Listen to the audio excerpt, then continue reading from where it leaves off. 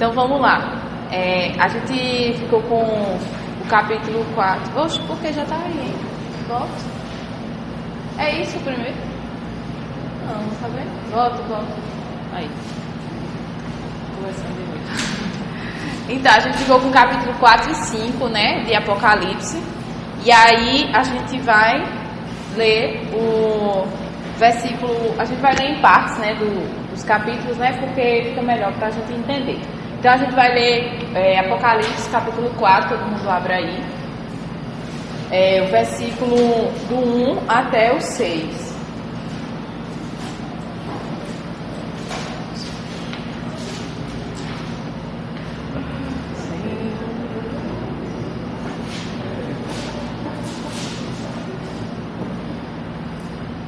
Amém? Posso ler? Depois dessas coisas, olhei e eis não somente uma porta aberta no céu, como também a primeira voz que ouvi, como de trombeta, ao falar comigo, dizendo: sobe para aqui, e te mostrarei o que deve acontecer depois dessas coisas. Imediatamente eu me achei em espírito, e eis armado no céu um trono, e no trono alguém sentado. E esse que se acha assentado é semelhante no aspecto a pedra de jaspe e de sardônio, e ao redor do trono há um arco-íris semelhante no aspecto a esmeralda. Ao redor do trono há também 24 tronos, e assentados nele 24 anciões, vestidos de branco, em cujas cabeças estão coroas de ouro. Do trono saem relâmpagos, vozes e trovões, e diante do trono ardem 7 tochas de fogo, que são os 7 Espíritos de Deus. Há diante do trono como que um mar de vidro, semelhante ao cristal, e também no meio do trono e à volta do trono 4 seres viventes, cheios de olhos por diante e por detrás. Amém. Então vamos lá. Tu vai passando, né, Matheus? Vou passar. Pode passar. Então, se liga aí que é hora da revisão. O que é que a gente tem visto, né? Quando João começa a escrever o Apocalipse, ele tem essa revelação, né? E aí, Jesus dá a base dessa revelação, o que é essa revelação, de quem vem essa revelação, né? Dá uma autoridade a essa revelação. E aí ele vai Jesus vai se apresentar como glorificado, um Jesus glorificado, exaltado, né? E aí João tem toda aquela imagem sobre esse Jesus, né? Toda aquela imagem lá que demonstra a exaltação de Cristo, um Cristo que está exaltado. Então, antes de João entender a visão que ele vai ter do futuro, ele precisa entender quem é que está dando essa visão a ele, que é esse Cristo exaltado. Não é mais o Cristo morto, mas é um Cristo agora que ressuscitou, que está vivo e exaltado nos céus, um Cristo soberano. E aí, depois disso, Cristo se revela como o conhecedor da igreja. Jesus vai dar aquelas cartas às 7 igrejas, né? E a gente viu que elas são, na verdade, a todas as igrejas que existem, todas as igrejas cristãs. E aí, Jesus vai se mostrar que ele conhece as fraquezas da igreja. A gente sabe que na época de João havia perseguição e as igrejas estavam sofrendo fortemente uma perseguição. E aí ele está dizendo: eu conheço as fraquezas, eu conheço as necessidades da igreja, eu conheço também os pecados da igreja. Jesus vai se mostrar como esse que conhece totalmente a igreja, conhece tanto as suas necessidades, as suas dificuldades, como também as suas falhas, como também até aquilo, digamos assim, de bom que ela faz. Então Jesus conhece toda a igreja. Esse Jesus exaltado, ele conhece a igreja. E agora, depois que ele fala que ele conhece a igreja, que Jesus cuida da igreja, né? Em todas as cartas a gente viu que há essa promessa, esse cuidado de Jesus com as suas igrejas. Então agora a visão será das grandes tensões que a noiva enfrentará até a segunda vinda. Então agora o negócio vai, né, começar, o caldo vai engrossar. Por quê? Vai começar agora a mostrar o que vai acontecer até Jesus voltar. Essa igreja que Jesus está cuidando, esse Jesus exaltado, ela ainda vai sofrer. até a segunda vinda, né? Então o mal, ele vai empenhar todo o seu poder para... Não estou nem marcando o tempo. O mal vai empenhar todo o seu poder para tentar frustrar os planos de Deus, sabendo que ele não vai conseguir, mas ele vai tentar.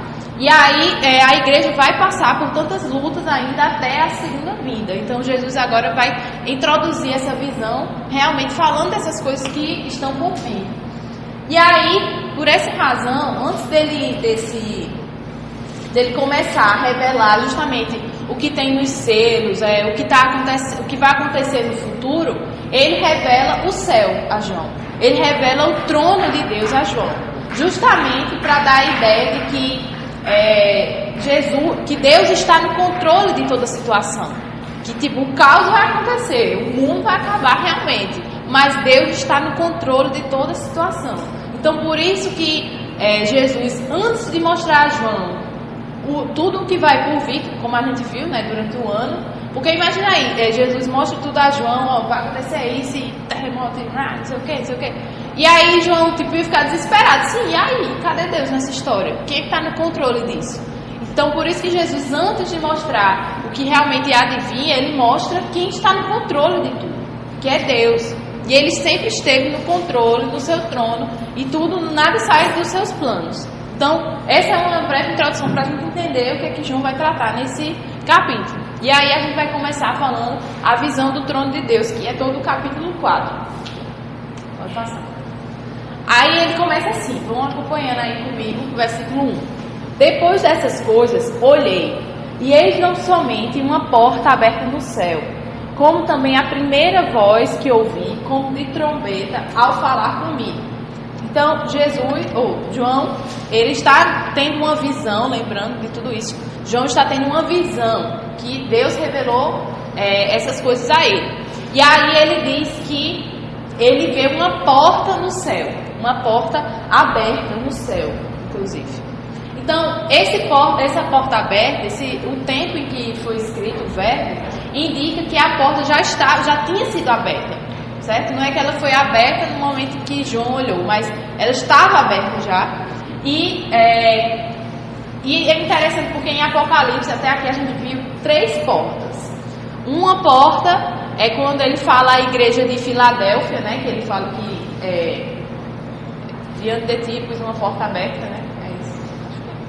E ninguém pode fechar. Então, também ele fala da porta do coração, que é esse que estou à porta e bato, né? Na igreja de Laodiceia. E agora ele apresenta essa porta do céu, né? E o que quer dizer uma porta aberta no céu? Vai dar a dizer justamente que a revelação, ela vem de Deus. Quem conhece o futuro é Deus. Então ele abriu essa porta para que João pudesse conhecer um pouco do que haveria de vir, certo? Então é essa a ideia da porta aberta, de que a revelação, ela vem do Senhor. Não há outra forma de saber o que irá acontecer sem ser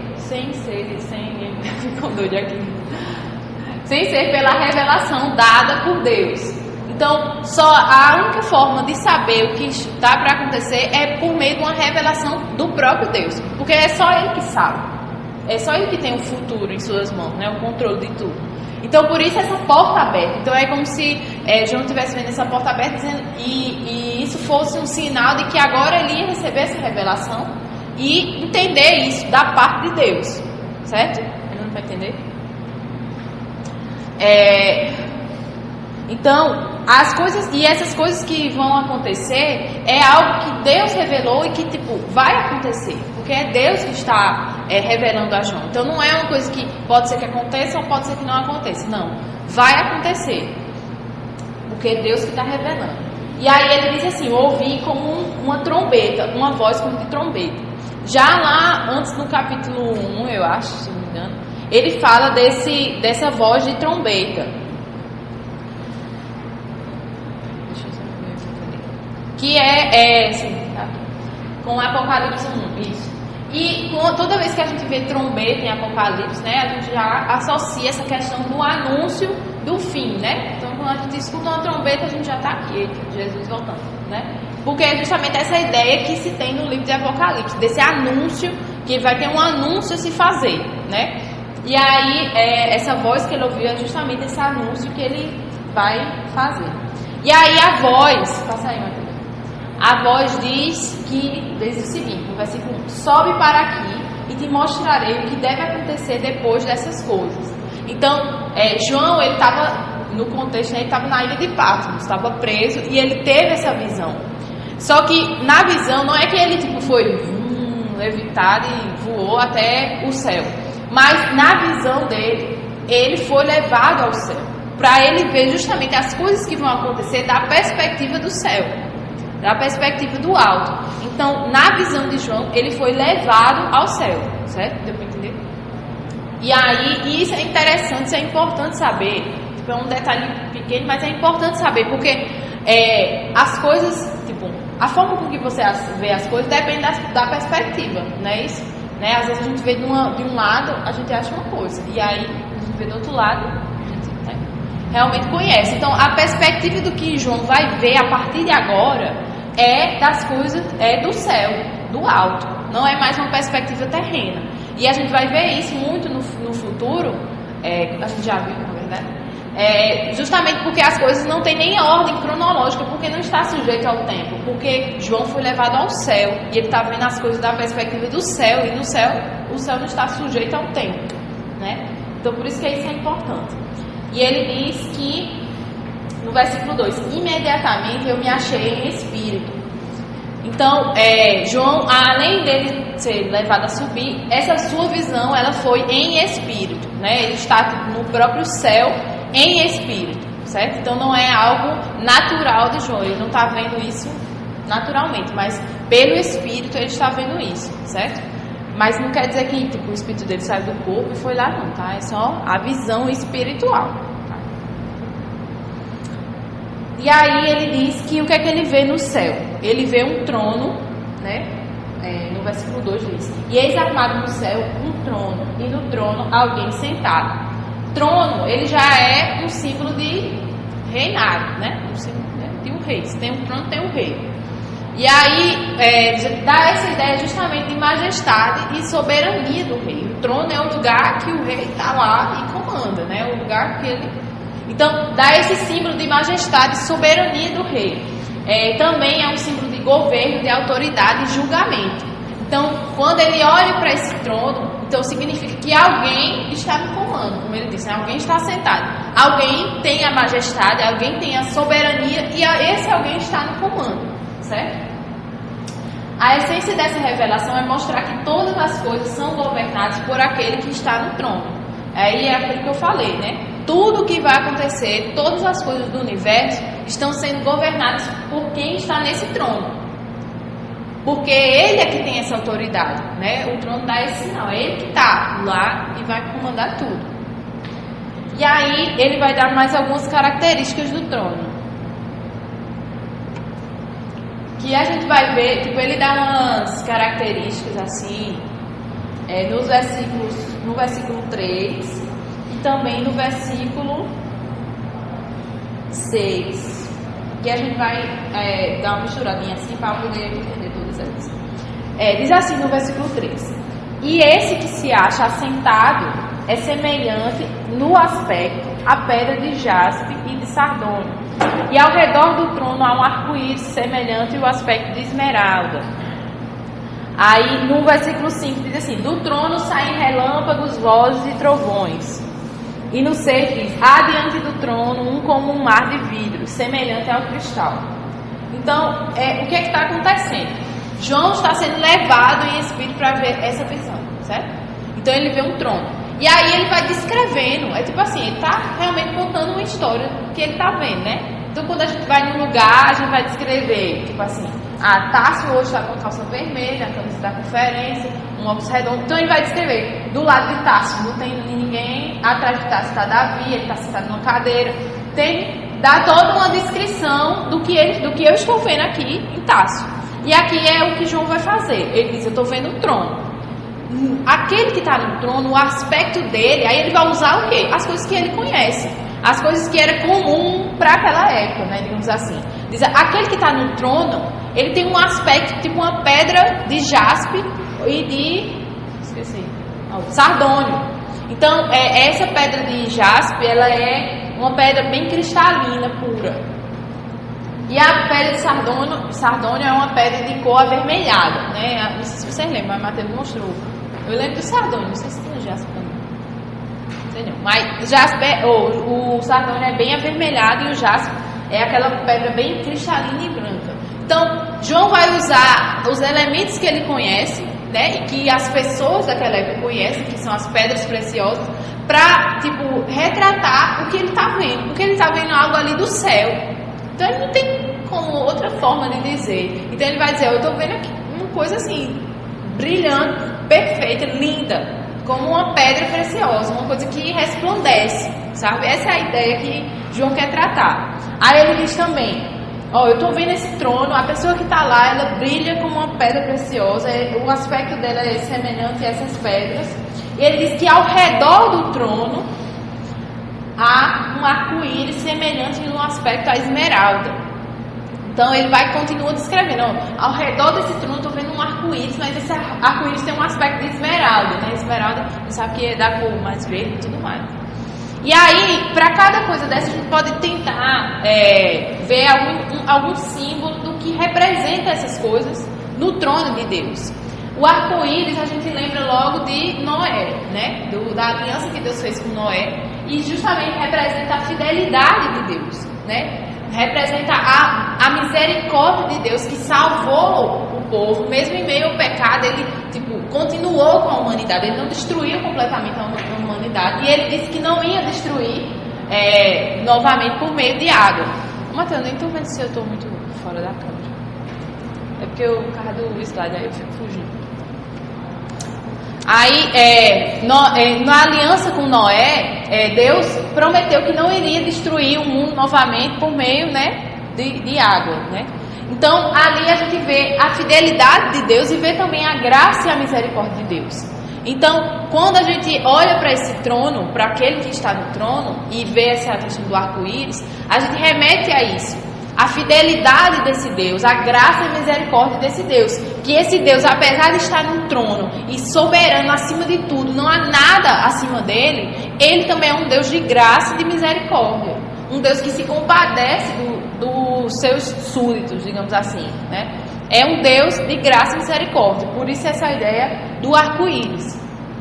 Aí, além disso, como eu falei, no versículo 5, ele vai dizer que do trono também saem relâmpagos, vozes e trovões. Então, já em contrapartida com o arco-íris, que é aquela coisinha assim, bonitinha, fofinha, que a gente vê e tira foto, e que lindo. Trovão, a gente se esconde, né? Calça sandália, que a mãe manda, né? Fica todo mundo com medo, achando que é a volta de Jesus já. Por quê? A ideia de trovão, relâmpago e tudo mais, dá a ideia de temor, né? Dá a ideia de ira, de juízo. Não é a ideia bonitinha, como arco-íris, né? É uma ideia de juízo. Então, olhando para esse trono, que tem um arco-íris, mas que também tem relâmpagos. Ou seja, esse trono é tanto de misericórdia, como também de juízo.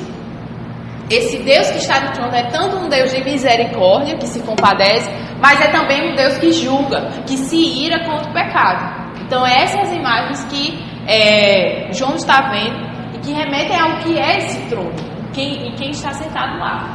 E lá no versículo 6 ele vê um mar de vidro, um mar, tipo assim, cristalino, que ele fala sobre o vidro desse mar.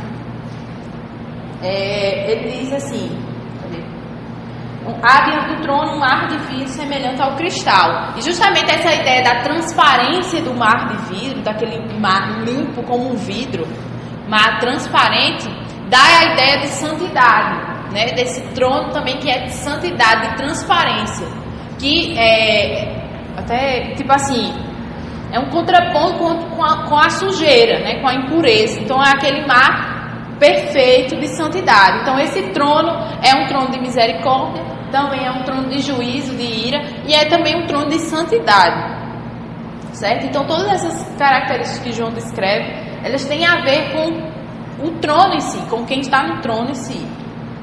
Certo? Aí, no versículo 4, né, depois que ele fala do arco-íris, fala no versículo 3, né? Aí ele diz: ao redor do trono há também 24 tronos, e assentados neles 24 anciões vestidos de branco, cujas cabeças estão coroas de ouro. Então, ele está vendo o trono, está vendo uma pessoa lá que brilha, está vendo que ao redor do trono tem um arco-íris, vão montando aí na sua cabeça a imagem. Aí tem também uns relâmpagos, trovão, na frente tem um mar de vidro, mas ao redor do trono tem 24 troninhos. E nesses 24 troninhos tem pessoinhas, não sei se é pessoinha não, tem anciões sentados nesses tronos, certo? Aí há várias hipóteses sobre quem são esses 24 anciões. Aí eu vou só citar bem rapidamente, né, que a gente tem tempo. A hipótese de que ser 12 patriarcas e os 12 representando ali os 12 patriarcas, né? E os 12 apóstolos. Há também a ideia de que são santos importantes do Antigo Testamento, que eles estão lá. Por quê? Porque aqui João não usa anjo, né? A palavra é justamente ancião, que acho que é a mesma palavra para presbíteros. Né? Pronto. Então ele não usa a palavra anjo. Então por isso que algumas pessoas não acham que sejam anjos, mas talvez seja uma representação de outra coisa. Há também essa hipótese de ser toda a comunidade de crentes, digamos assim, aí baseado nesse texto de 1 Crônicas. Aí também há a hipótese de que é a igreja que venceu, que está lá vestida de branco e com a coroa na cabeça. Também há a hipótese de que ali seja uma corte celestial para o julgamento. E a hipótese de serem personagens angélicos, né, de anjos. Que essa é a hipótese mais aceita, de que ali são anjos, tipo uma classe diferente de anjos. Apesar de não ter esse nome de anjos, né, escrito, tá como anciãos. Seria uma classe diferente de anjos. Porque quando a gente vai olhar, qual o papel dessas pessoas ali? É simplesmente a adoração e louvor ao que está sentado no trono, que é justamente, digamos assim, o papel dos anjos, né? Ali no trono, a gente sabe. Os anjos também têm outros papéis, mas principalmente eles estão lá rendendo louvor e adoração a Deus. Então, e a gente não vê nesse capítulo nenhuma parte referente a homem. Ele não faz nenhuma referência que existe algum homem nesse trono, sabe? Existe algum humano, alguém que é do Antigo Testamento, sei lá. Não. Então a ideia mais aceitável é que são anjos, né? Tipo uma classe diferente de anjos, que Deus deu autoridade, porque eles estão sentados em tronos e eles estão mais perto do trono de Deus. Então é a ideia de que quanto mais perto você está do trono de Deus, mais autoridade você tem. E aí eles também estão assentados no trono, eles têm vestes brancas e coroas. Então isso significa que são alguém de autoridade. Porque se você vê uma pessoa num trono com uma coroa, você diz, não, isso aí é alguém importante, né? Eu não me sento num trono e boto uma coroa. Porque tem que ser alguém importante. Então essa é a ideia de autoridade desses anjos, certo? E aí, pronto. Depois disso, que ele fala no versículo 5...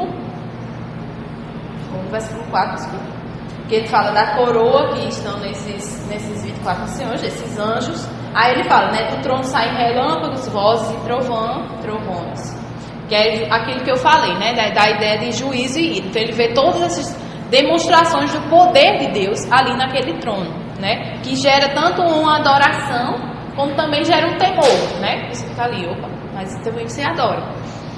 E aí ele vê também no trono que ardem 7 tochas de fogo, que são os 7 Espíritos de Deus. Pronto. Essas 7 tochas, aqui foi o que eu já falei, né? Demonstrações do poder de Deus, esse poder que gera tanto adoração quanto juízo, né? Gera um temor. E aí essas tochas são símbolos de autoridade, majestade e juízo, contrapondo com os imperadores romanos. E essa questão dos 7 espíritos também a gente já viu, né, quando falou nas cartas, se não me engano, fala dos 7 espíritos de Deus. Não significa que são 7 espíritos, mas é dessa, como ele fala, natureza sétupla do Espírito Santo. Porque a gente sabe que o 7 em Apocalipse tem muito essa representatividade de completude, de perfeição e tudo mais. Então quando ele fala 7 espíritos de Deus, Normalmente é entendido que ele está falando do Espírito Santo, né, e da sua completude, da sua natureza sétima, da sua perfeição, né? Então ali ele vê essas tochas de fogo que indicam mais uma vez a majestade, a autoridade, e os 7 que são os 7 Espíritos de Deus, como ele fala. Deixa eu ver se tem mais alguma coisa. Não, acho que é só isso. Tem alguma teoria que fala que esse daqui... Você já está fazendo pergunta? Não, eu não vi nada não que era 7 Espíritos são hoje não. Geralmente eles remetem ao Espírito Santo mesmo. Pelo menos é o que eu sei, né? Se o Matheus sabe alguma coisa. Já joga por professor. O menino já começa fazendo pergunta. Então, basicamente é isso. Ele vê esses 7 tochas que são 7 espíritos. E aí no versículo 6 ele diz que há diante do trono como um mar de vidro semelhante ao cristal, né? E aí, como a gente já falou, né, a ideia de santidade desse trono também, né, que na frente há esse mar cristalino, então esse trono também é um trono de santidade, certo? E aí, nosso amigo e amado Pedro vai continuar.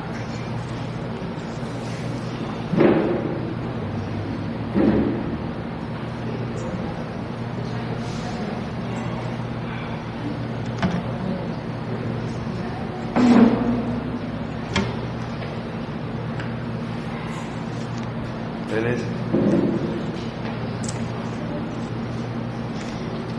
Então eu vou continuar o que a gente terminou, ela terminou no verso 6, e eu vou continuar a segunda parte do verso 6, até o 11, até o final do capítulo 4. Diz assim: no meio do trono e à volta do trono havia também 4 seres viventes, cheios de olhos por diante e por detrás. O primeiro ser vivente era semelhante a um leão, o segundo era semelhante a um novilho, o terceiro tinha um rosto semelhante ao ser humano, e o quarto ser vivente era semelhante à águia quando está voando. E os 4 seres viventes, tendo cada um deles, respectivamente, 6 asas, estavam cheios de olhos ao redor e por dentro. Não tinha descanso nem de dia nem de noite, proclamando: Santo, Santo, Santo é o Senhor Deus, o Todo-Poderoso, aquele que era, que é e há de vir. Sempre que esses seres viventes davam glória e honra e ações de graça ao que está sentado no trono, ao que vive para todos sempre, os 24 anciãos se prostravam diante daquele que está sentado no trono, adoravam o que vive para todos sempre e depositavam suas coroas diante do trono, proclamando: Tu és digno, Senhor e Deus nosso, de receber a glória, a honra e o poder, porque criaste todas as coisas, por tua vontade, elas vieram a existir e foram criadas.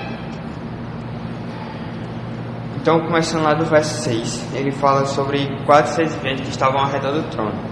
Aqui diz que eles estavam no meio e à volta do trono. Sendo que, é meio estranho um ser vivente estar no meio do trono, né? Não tem muito sentido. Então, estudiosos eles falam que, basicamente, isso traz o sentido de que eles não estavam no meio do trono, mas eles estavam cercando o trono. Eles estavam cercando o trono com sua presença. Ou seja, basicamente, mais ou menos, era um na frente, um atrás e cada um de um lado. Também diz que esses seres viventes eles estavam cheios de olhos, por diante e por detrás. Esses olhos por diante e por detrás que dá a ideia da vigilância incessante desses seres viventes sobre a criação. Então, tudo que a criação, eles estavam meio que, como eles estavam próximo do trono, próximo a Deus, eles meio que olhavam para a criação, eles vigiavam a criação. Ele segue dizendo: o primeiro ser vivente era semelhante a um leão, o segundo era semelhante a um novilho, o terceiro tinha rosto semelhante ao ser humano e o quarto ser vivente era semelhante à águia quando está voando. Existem várias hipóteses do que seriam esses 4 seres viventes. Eu vou falar algumas delas. Que alguns dizem que esses 4 seres viventes representam os 4 evangelhos. Como mostra o leão, mostra Jesus como um rei, que é mostrado lá em Mateus, no Evangelho de Mateus. O novilho era mostrado Jesus como servo, que é mostrado lá em Marcos. O homem mostra Jesus como um homem perfeito, que é mostrado lá em Lucas. E a águia mostra Jesus como aquele que veio e volta ao céu, mostrado lá em João. Outra teoria seria que eles representam a totalidade da criação. Os 4 seres viventes seriam o leão, o novilho, o ser humano e a águia. Eles representavam toda a grandeza, poder e beleza da natureza. Outra seria que eles representam os seres angelicais, que diz que esses 4 seres viventes são querubins, possuem a força do leão, a capacidade de servir do novilho, a inteligência do homem e a rapidez da águia. Também outra teoria é que eles seriam as 4 extremidades do zodíaco, que seria da mitologia babilônica. Porém, isso não tem muito sentido porque ele jamais se baseia em algum tema astrológico desse livro, no livro de Apocalipse. Outras seriam que eles representam a realeza assírica e babilônica, que seriam por meio de esfinges aladas ou leões alados em volta do trono. Porém, também não há nenhuma indicação e João utiliza essas imagens babilônicas no livro de Apocalipse. E também, outra teoria seria que eles representam os atributos divinos: a coragem e a majestade do leão, a paciência e a força do touro, a inteligência e a espiritualidade do homem, a soberania e a agilidade de ação da águia. Porém, não tem muito sentido, não tem muita base essa teoria, por conta que essas 4 criaturas elas não são adoradas no livro de Apocalipse. E se são atributos divinos, deveriam ser adorados, como acontece mais na frente, que eles adoram a santidade de Deus, a onisciência de Deus e toda a eternidade de Deus. E a última, que representa as 4 tribos de Israel, que seriam as bandeiras que ficavam ao lado do tabernáculo, que justamente, como eu falei, que no trono ficavam os 4 seres viventes em volta do trono. Essas 4 bandeiras ficavam em volta do tabernáculo, que seriam a bandeira de Judá, Ruben, Efraim e Dan. Versículo 8. Os 4 seres viventes, tendo cada um deles respectivamente 6 asas, estavam cheios de olhos ao redor e por dentro, não tinham descanso nem de dia nem de noite. Esses 4 viventes tinham 6 asas. Essas 6 asas também fala lá em Isaías, versículo 2, que diz, deixa eu abrir, Isaías 6, verso 2.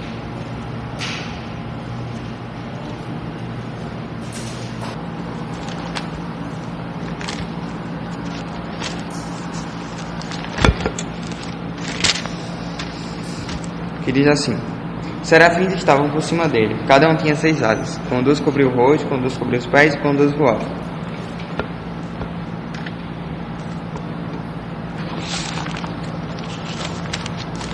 Então, mais ou menos daí, João tira essa questão, que surge essa questão de ter 6 asas, que seriam os serafins.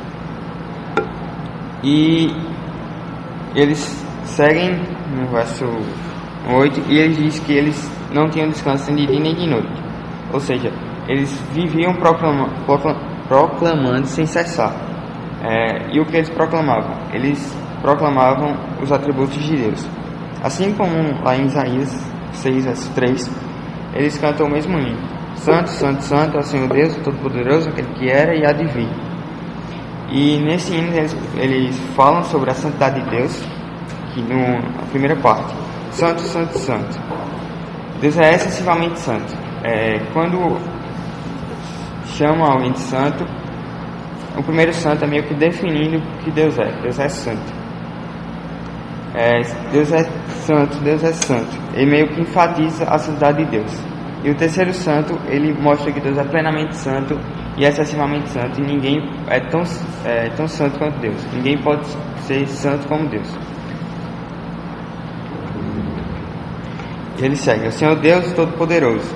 Ele mostra aí a onipotência de Deus. Quando João escreve, ele vê, sabe de muitas igrejas que estão passando por dificuldades, e saber que Deus é santo e controla tudo e nada foge do seu controle, dá confiança ao seu povo, que toda a tribulação que eles forem passar não é nada, porque Deus é maior do que tudo isso. Deus é todo poderoso. E também a eternidade de Deus, aquele que era, que é e há de vir. Então Deus controla soberanamente o passado, o presente e o futuro. Nada foge do seu controle. Tudo que acontece, tudo que vai acontecer e tudo que já aconteceu, Deus sabe. E tudo aconteceu de acordo com a sua vontade. Versículo 9. Sempre que esses seres viventes davam glória, honra e ações de graça ao que estava sentado no trono, e ao que vive para todo sempre, Os 24 anciões se prostravam diante daquele que estava sentado no trono, adoravam o que vive para todo sempre, depositavam as suas coroas diante do trono, proclamando: Tu és digno, Senhor Deus e Deus nosso, de receber a glória, a honra e o poder, porque criaste todas as coisas e por tua vontade elas vieram a existir e foram criadas. Então, os quatro seres viventes, eles estavam adorando a Deus, e enquanto eles adoravam, os 24 anciões se juntavam nessa adoração a eles. E com essa adoração, os 24 anciões, vendo a Deus, se prostravam a Deus, porque ninguém consegue chegar a Deus nem se ver. Se até os serafins eles descobrem seu rosto para ver, é impossível que qualquer pessoa chegue a Deus e não se prostre diante de Deus, porque Ele é digno e Ele possui toda a glória.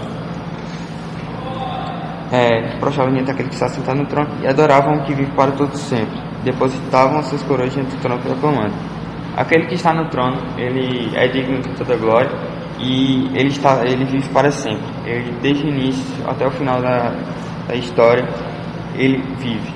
Ele é digno e Ele é infinito. Então, mediante a isso, os 24 anciões eles não se sentem no direito de adorar aquele que está sentado no trono, e eles depositam suas coroas. Como a Hortense falou, que eles tinham coroas. Eles depositam essas coroas diante do trono porque eles não são dignos. Essas coroas que eles depositam é um sinal totalmente de humildade e submissão àquele que está sentado no trono, aquele que criou todas as coisas. E eles cantam assim: Tu és digno, Senhor Deus nosso, de receber a glória, a honra e o poder, porque criaste todas as coisas e por tua vontade elas vieram a existir e foram criadas. Porque aquele que está sentado no trono, ele deve receber toda essa glória, porque foi por ele que todas as coisas foram criadas, e só por meio da sua vontade que elas vieram a existir. Nada existiria se não fosse pela vontade daquele que está sentado no trono, se não fosse pela vontade de Deus. O trono de Deus está no centro do universo, tudo acontece a partir do trono, tudo está ao redor do trono, e graça e juízo emanam do trono. Todo louvor e glória são dirigidos àquele que está sentado no trono, e a ele deve ser a glória para todo sempre. Então, se sabemos disso, devemos honrar aquele que está no trono, porque ele não é só um rei como um imperador que caía, que o império dele vai cair, mas não, ele vai estar no trono para todo sempre. E é isso aí.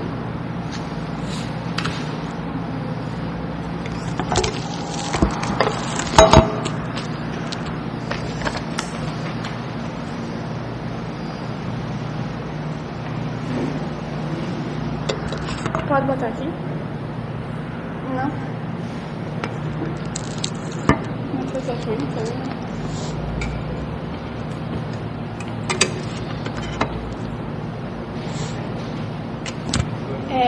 Eu fiquei com a primeira parte do capítulo 5, que vai do verso 1 até o verso 6. Então, vamos ler. Então vi, na mão direita daquele que está sentado no trono, um livro em forma de rolo, escrito de ambos os lados e selado com 7 selos. Vi um anjo poderoso proclamando em alta voz: Quem é digno de romper os selos e de abrir o livro? Mas não havia ninguém, nem no céu, nem na terra, nem debaixo da terra, que pudesse abrir o livro ou sequer olhar para ele. Eu chorava muito, porque não se encontrou ninguém que fosse digno de abrir o livro e de olhar para ele. Então, um dos anciões me disse: Não chore, eis que o leão da tribo de Judá, a raiz de Davi, venceu para abrir o livro e os seus 7 selos. Depois, vi um cordeiro que parecia ter estado morto, em pé, no centro do trono, cercado pelos 4 seres viventes e pelos anciões. Ele tinha 7 chifres e 7 olhos, que são os 7 Espíritos de Deus enviados a toda a terra.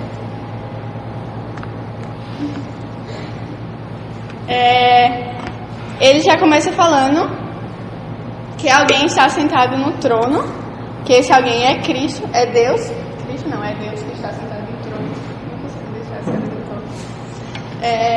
É Deus que está sentado no trono, Ele reina sobre toda a terra. Isso, quando João fala isso, ele mostra a soberania de Deus e que, mesmo com as forças do mal, essas forças não prevalecerão e tudo irá acontecer de acordo com a vontade de Deus, independente do que seja a nossa vontade ou de qualquer outra pessoa, a vontade de Deus será feita. Aí ele fala no verso 1 que esse que está sentado no trono, que é Deus, está com um livro em forma de rolo na mão direita, que está escrito de ambos os lados e selado com os 7 selos. Quando ele fala que esse livro está na sua mão direita, ele quer mostrar que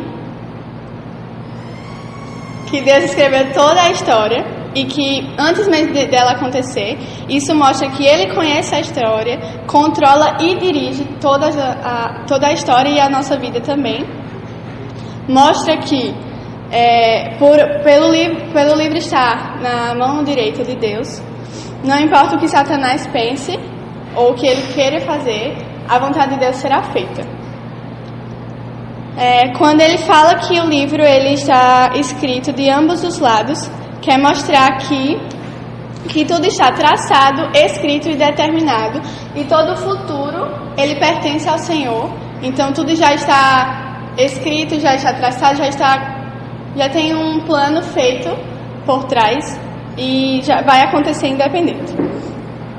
Quando ele fala que o livro está selado com 7 selos, mostra a ideia da completude, né? De estar completo, estar totalmente selado, lacrado, e que só Deus pode abrir o livro e decifrar toda a história. Quando eu estava estudando essa parte da questão do livro, de ter o livro em suas mãos, Augusto enfatiza muito a questão de que Deus tem o controle da nossa vida e que a nossa vida não está ao léu. A gente não caminha para o acaso ou para nada, mas Deus tem um plano em nossa vida e a gente ter essa certeza é o que faz nós descansarmos em Cristo.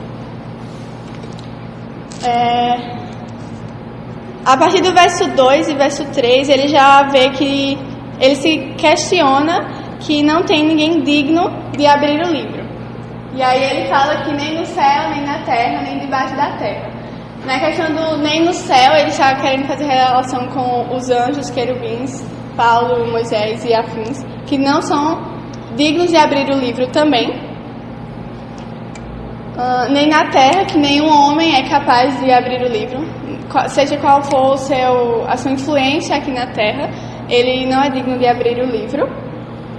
E nem debaixo da terra, quer dizer que nem o diabo, nem os seus demônios, nem o espírito atentado pode abrir o livro. E isso só mostra o quanto a gente não tem poder sobre nada e que sem Cristo a humanidade não vai para lugar nenhum.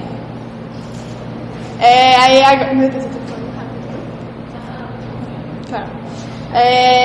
Agora a gente vai ver no verso 4, ele começa a crise de João, porque ele começa a chorar quando ele não vê que não tem ninguém digno de abrir o livro.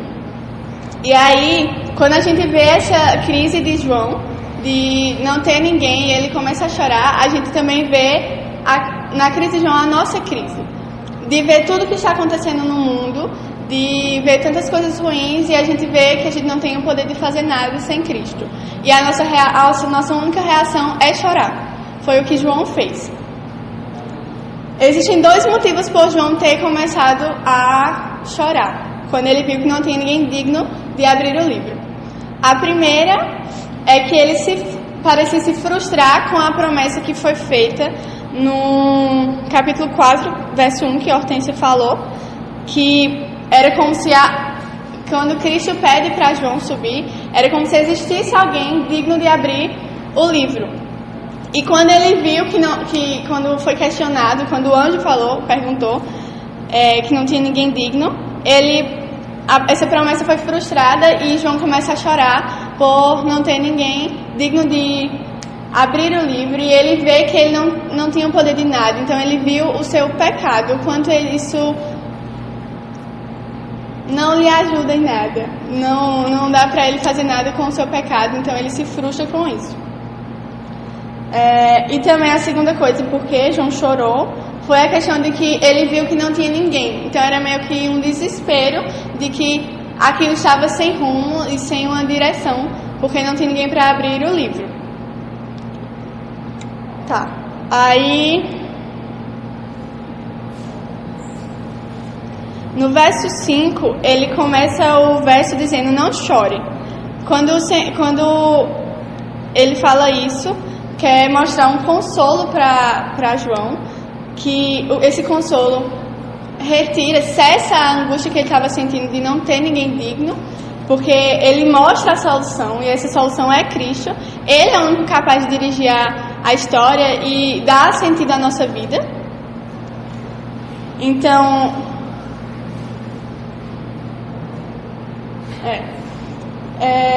então mostra que Ele é o Criador, Ele é o sustentador sobre as nossas vidas. Então, quando Ele diz não chore, é um consolo para João, para que ele perceba que sim, existe um que é digno e que esse é Cristo. Ele é capaz de abrir o livro e Ele fará isso. Ele venceu o diabo, o mundo, o pecado e a cruz. Esse foi o sacrifício vivo de Cristo. Tá.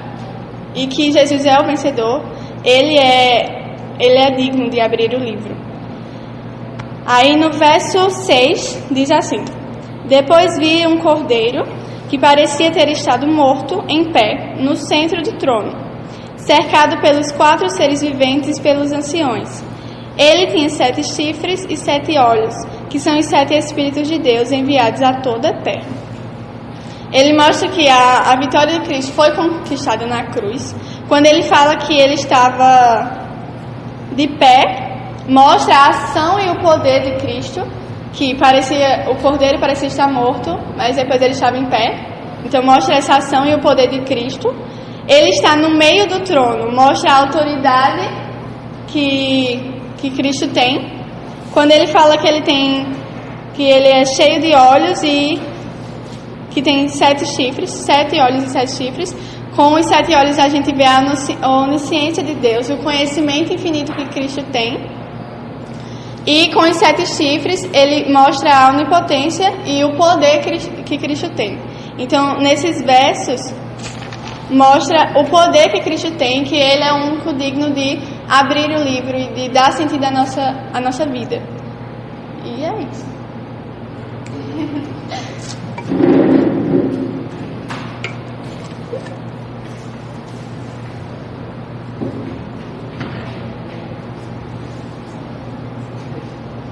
Então vamos lá.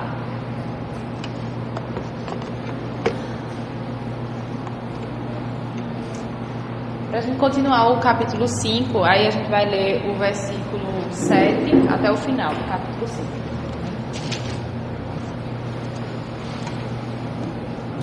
Diz assim: Veio, pois, e tomou o livro da mão direita daquele que estava sentado no trono. Quando tomou o livro, os 4 seres viventes e os 24 anciãos prostaram-se diante do cordeiro, tendo cada um deles uma harpa e taças de ouro cheias de incenso, que são as orações dos santos.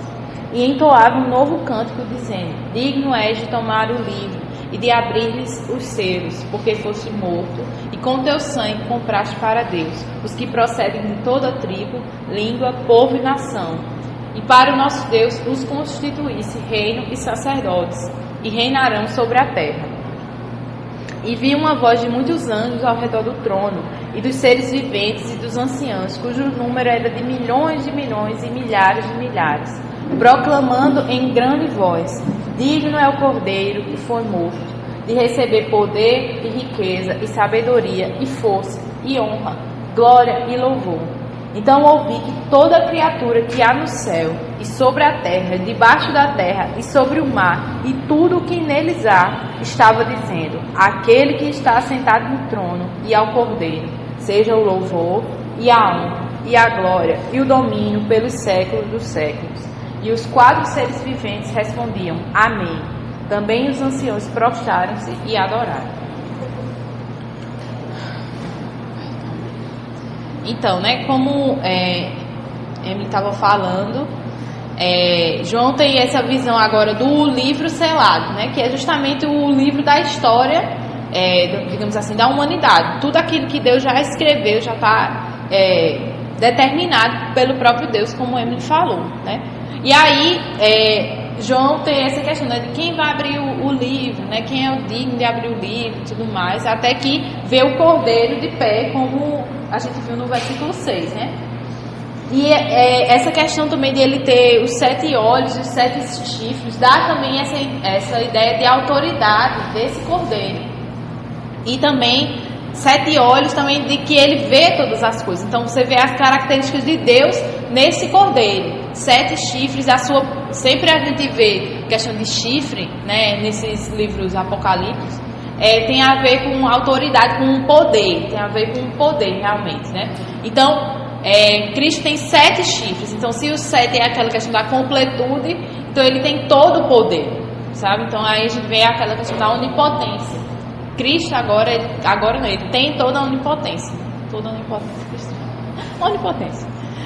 Também ele tem os 7 olhos, né? E aí é justamente que ele vê todas as coisas, ele conhece todas as coisas, ele sabe todas as coisas, que tem a ver também com essa onisciência de Deus. E ele fala também que os 7 espíritos atuam em toda a terra, né?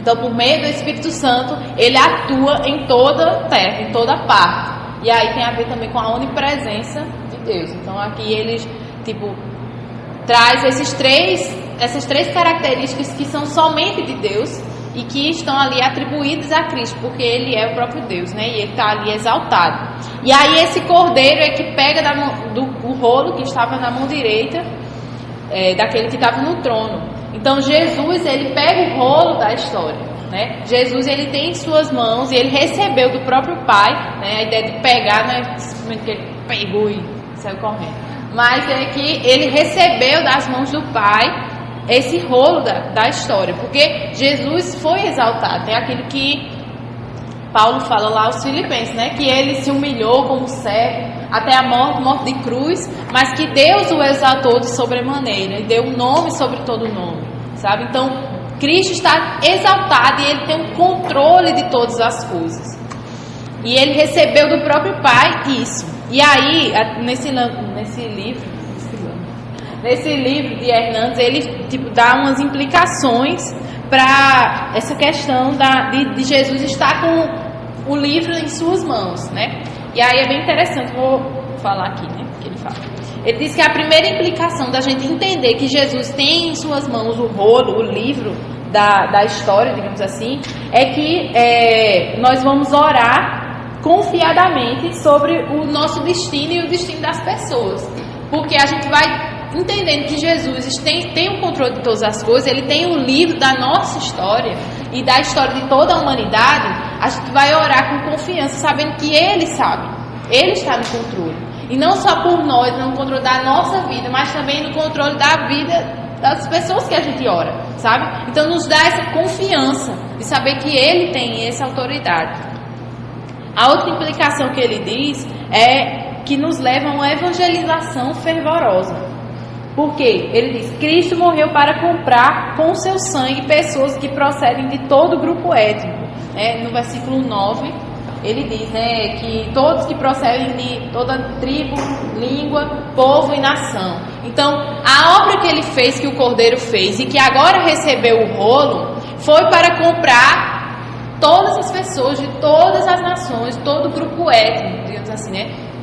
Qualquer pessoa de qualquer nação. Todas as pessoas já foram compradas, os eleitos já foram comprados pelo sangue de Jesus. Então nos leva a essa evangelização, porque a gente vai saber que Jesus já comprou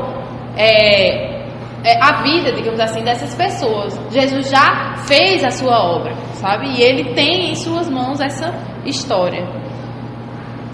Aí ele diz também que a implicação é que deve nos levar a tomar posse da nossa alta posição espiritual, no sentido de que nós já fomos, como ele fala lá no versículo 10, né, que constituísses reinos e sacerdotes. Saber que também a obra de Cristo nos deu esse acesso ao Pai, nos deu e Ele nos constituiu reino e sacerdote, como Ele fala. Então, nós temos isso já foi garantido por Jesus. Já temos esse acesso ao Pai por meio de Jesus. Então, a gente precisa, digamos, tomar posse dessa posição que Jesus já comprou por nós. Eu tenho acesso ao Pai. Não existem barreiras para que eu tenha acesso ao Pai. E não existe e nós já somos constituídos reinos e sacerdotes, justamente porque temos agora essa coisa com o Pai, essa ligação. Não é ligação não, falar, não, enfim. Outra coisa, a outra implicação que ele diz é que isso deve dedicar tudo o que somos e o que temos ao Cordeiro, como também lá no final ele vai falar, toda honra e louvor seja ao Cordeiro. Porque esse Cordeiro foi o único digno de abrir esse livro. O único que realmente poderia fazer isso é Jesus. E aí, realmente, quando a gente olha para isso, como Emily falou, né? João chorou e ele vê que não há ninguém. E se a gente olhar para nós e olhar para o nosso mundo, a gente sabe que não há ninguém digno de ter o controle da história em suas mãos. Mas Jesus tem. E por isso ele merece, ele é digno de toda a nossa devoção, de toda a nossa vida, de toda a nossa entrega, de todo o nosso ser e tudo que temos. Então, essas implicações de saber que Jesus tem o controle da história. Não é simplesmente Jesus tem um rolo e tá bom, é ele que manda. Mas entender que ele está no controle e que ele é digno disso. E que isso nos dá segurança. Nos dá temor, porque saber que ele é soberano e é o único digno para isso. Mas também nos é um consolo de saber que ele está no comando. Eu não preciso me preocupar tanto assim. Na verdade, não preciso me preocupar. Porque é ele que está no comando. Não sou eu que tenho que ter o controle de tudo, de todas as situações. É ele que tem e ele é capaz de fazer isso. É o único digno e capaz de fazer isso. Então, ele está com esse rolo, né? Ele pegou o rolo e ele diz que... E aí, no momento em que ele pega o rolo, todos os seres angelicais que estavam presentes, eles começam a adorar o Cordeiro e ao que está sentado no trono, com as músicas e louvores, que é isso que todo esse texto do capítulo 5 mostra, né? Que todos os seres ali vão adorar aquele. Então, quando ele pega esse rolo, você vê justamente a importância, digamos assim, desse ato dele estar com o rolo em suas mãos, porque todos ali param para adorar o Cordeiro e ao que está sentado no trono. E aí é isso que a gente vai ver, ó. No versículo 8 diz: E quando tomou o livro, os 4 seres viventes e os 24 anciãos se prostraram-se diante do Cordeiro, tendo cada um deles uma harpa e taças de ouro cheias de incenso. Então eles estavam com a harpa para tocar e essa taça de ouro de incenso. O incenso a gente lembra muito no Antigo Testamento, que era relacionado ao sacrifício e relacionado, né, que tipo, Deus sentia aquele aroma agradável, né? E aqui ele diz que o incenso são as orações dos santos, né? E aí ele fala assim, que os 24 anciãos e os 4 seres viventes, eles entoavam um novo cântico dizendo: digno és de tomar o livro. Aí tem um rapaz um teólogo que diz que são 4 cânticos nessa parte. Primeiro, um cântico de adoração, que ele diz: tu és digno de tomar o livro, né? Tu és digno. Aí depois ele é um canto de pregação, porque ele vai explicar o porquê de que ele é digno. Porque fosse morto e com teu sangue compraste para Deus. Então, só até aí. Porque fosse morto, fosse morto e compraste, e com teu sangue compraste para Deus. É porque é muito... Isso aqui, a minha dicção não é muito boa, não. Então é um canto de pregação, né? Explicando a obra de Cristo. Aí depois tem um cântico de... Calma aí. Missionário, que ele diz: comprasse para Deus os que procedem de toda tribo, língua, povo e nação. Então você vê que é um canto que abarca toda a obra de Cristo, sabe? Ele é digno, porque a sua obra foi morto. Aí depois a questão missionária, porque comprou para si todo o povo, de toda língua, tribo, nação. E aí ele diz também existe um canto de devocional. E os constituísse reino e sacerdote, porque isso foi constituído a nós. E aí e finalmente um canto profético, e reinarão sobre a terra, que é o final, né? Então, ele vai aqui glorificar a Deus em toda a sua obra, em tudo aquilo que Cristo fez, de forma, digamos assim, completa. Aí, outra coisa também interessante, que eu lembro que Mateus falou na época da aula, né? Que aqui, toda essa passagem aqui, que há vários cânticos, é como se fosse realmente um coral, sabe? Que aí, tipo, tem umas partes, uma pessoa canta, sabe? Uma parte é outro grupo que canta, aí, sei lá, enfim, esse negócio de coral. E aí, essa é a ideia que está trazendo assim. E esse coral, ele começa lá no capítulo 4, no versículo 8, quando os seres viventes começam cantando, né? Santo, Santo é o Senhor Deus Todo-Poderoso, aquele que era, que é e que há de vir. Aí depois disso entra os 24 anciões, dizendo: Tu és digno no versículo 11, Tu és digno, Senhor, nosso Deus, de receber a glória, a honra e o poder, porque todas as coisas que Tu criaste, e sim, por causa de Tua vontade, vieram a existir e foram criadas. Então é tipo um coral. Primeiro vem os 4 seres viventes, aí depois vem os 24 anciões, aí, né, entoa esse cântico. Aí depois ele diz que vem os solistas, que aí ele pergunta: quem é digno de abrir o livro e desatar os selos? Não vou cantar aqui não, cara. Aí vem outra pessoa que responde: o leão da tribo de Judá, a raiz de Davi, venceu para abrir o livro e os seus 7 selos. E aí, quando o cordeiro toma a sua mão, vem o coro dos anciãos e dos 4 seres viventes: digno é de tomar o livro, de abrir os selos, porque fosse morto com teu sangue, tarará, tarará, como eu falei, né? E aí depois, em sexto, que aí é o versículo 11, ele vê milhares e milhares. Agora você imagina essa cena, né? Milhares e milhares de anjos, milhares, incontáveis anjos, e aquela voz, porque tá ligado quando você ouve uma multidão cantando, que chega aquela coisa que arrepia, assim, todo mundo, né? E a pessoa, caramba. Tipo, essa é a ideia, né? Tipo, milhares e milhares de anjos, e eles cantando. Digno é o cordeiro que foi morto de receber o poder, a riqueza, a sabedoria e força, e honra, e glória e louvor. Então, mais uma vez, rendendo tudo a Deus, tudo a Jesus pela sua obra, rendendo toda honra, louvor, glória a esse Jesus que tomou o selo, que fez toda essa obra.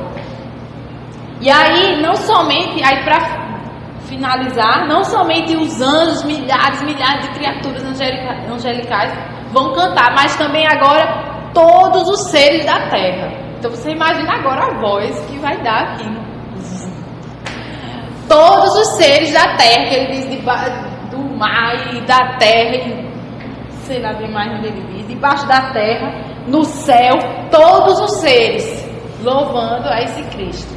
E aí é justamente a promessa que Deus deu, né, nos deu, que Jesus seria exaltado e que toda língua confessaria que Ele é o Senhor.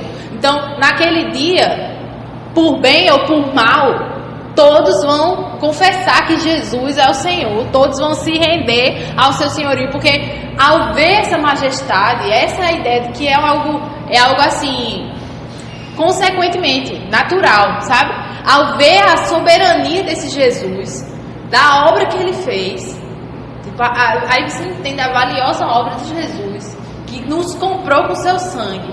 E esse Jesus que tem um livro, o futuro, o presente, o passado, tudo em suas mãos, Ele está exaltado. E por isso que todos os seres o adoram, porque naturalmente é isso que a gente tem que fazer. A gente não vai resistir diante a esse Deus, diante da majestade, da soberania dele. A gente não tem outra coisa a fazer a não ser adorar, se prostrar como um nada, como um ninguém que nós somos, porque assim a gente reconhece.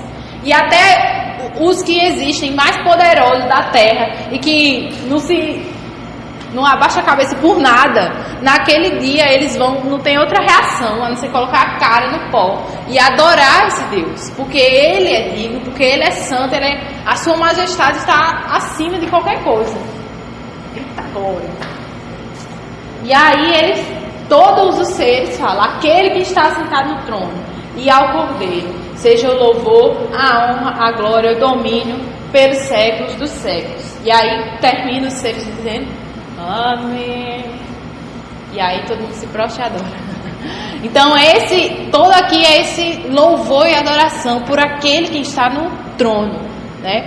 Aí Hernandes diz assim que essa é a música do céu. Ao mesmo tempo que ela é cheia de entusiasmo, ela também produz um profundo senso de adoração, a ponto da igreja se prostrar-se. É entusiasmo, é alegria por ver esse Cordeiro que venceu, mas é também temor, adoração, que a igreja se prostra. E ninguém pode contemplar o Senhor na sua beleza e seu fulgor sem se prostrar. Então, lembrando que tudo isso está sendo escrito para uma igreja que foi perseguida, que estava sendo perseguida. E que agora João iria saber que ela ainda iria ser mais perseguida. Mas aí existe essa imagem de um trono, de um Deus soberano, que está no controle de todas as coisas e que é adorado por todos os seres. Porque não há ninguém acima dele, não há ninguém comparado a ele. Todos os seres que existem o adoram. De saber que a igreja não tem o que temer, apesar das perseguições, apesar das lutas e dificuldades, a igreja não tem o que temer porque Deus está no trono. Ele é quem controla o universo, Ele é quem cuida da sua igreja e todas as coisas estão no controle de suas mãos, né? E isso, como eu falei, é para nós, deve gerar em nós tanto um temor de saber que eu estarei diante desse trono. E por bem ou por mal eu estarei prostrado diante desse Deus, né? Então cabe a mim agora que já sei quem Ele é e a sua obra, já render graças e louvor ao seu nome. E não esperar para que naquele dia eu ter que fazer isso, sabe? Tipo, forçadamente. Porque não vai ter outra escolha, vamos dizer assim, né? Não sei se está dando para entender o que eu estou falando, mas eu já entendo que Jesus fez a sua obra, já entendo quem Ele é, que Ele é exaltado. Então cabe à minha vida agora já render graças e louvor a esse nome, porque eu já sei, porque os outros agora eles não sabem, eles não veem, mas naquele dia eles verão. Mas ali não haverá mais a misericórdia, né? Só juízo. Então a minha vida por completo deve ser de louvor e adoração a esse Deus. Dá esse senso de temor, mas também dá o senso do consolo. Porque saber que, por mais que as coisas fujam do controle na nossa vida, por mais que a gente tente controlar as coisas e não consiga, porque a gente nunca vai conseguir, existe um Deus que tem o controle da situação. E mesmo a gente não entendendo aquilo que a gente passa, Deus sabe. E já estava escrito tudo que a gente vai passar, tudo que a gente está passando, já estava determinado. Então existe um propósito para todas as coisas e as coisas não andam sem rumo, como as pessoas dizem hoje em dia, como ateus, agnósticos, sei lá, que Deus, ou até aqueles teístas, né, que dizem que Deus criou o mundo e jogou a própria sorte. Não é assim. Deus está no controle de todas as coisas. E Ele rege todas as coisas. Então, sempre que isso não significa que a gente não vai se preocupar e nem vai sempre ficar, não, Deus está no controle, não tem para que eu me preocupar. Mas é justamente quando vier a preocupação, quando vier a perturbação, a luta, a gente ter esse entendimento, esse consolo, vier esse consolo na nossa mente. Deus está no controle de tudo. É Ele que está no trono. É Ele quem opera. Eu não sei o futuro. Eu não posso fazer as coisas como se eu soubesse o futuro, porque eu não sei. Eu não sei o que é melhor para mim. Eu não sei o que vai acontecer. Mas Ele está no controle de todas as coisas. Então é isso que João queria, que Deus revelou a João e que João queria também tratar para nós, a sua igreja. Ele é soberano, digno de adoração e Ele está no controle de todas as coisas. Mesmo que o céu venha desabar e o mundo todo, mas Ele está no controle da situação. Amém? É isso. A gente terminou.